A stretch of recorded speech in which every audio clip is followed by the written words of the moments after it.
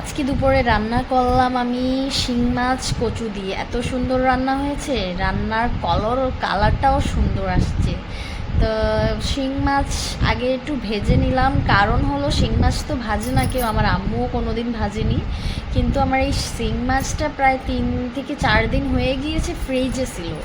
তো ফ্রিজের জিনিস খেতে আমার একটু গন্ধ গন্ধ টাইপের লাগে, তো আমি ভাবলাম যে একটু ভেজে নিলে গন্ধটা থাকবে না। হালকা পাতলা ভেজে তেলটা তারপর আলাদা একটা প্যানে গরম করে একটু জিরে দিয়ে পেঁয়াজ দিয়ে, তারপর পেঁয়াজটা লাল হয়ে গিয়েছে, দিয়ে দিলাম মশলা, জিঞ্জার গার্লিক পেস্ট, হলুদ, একটু ধনের গুঁড়ি, জিরের গুঁড়ি, এইসব দিয়ে লবণ দিয়ে মাখা মাখা করে নিলাম। সুন্দর একটা ভাজা ভাজা বুনা বুনা হয়ে গিয়েছে।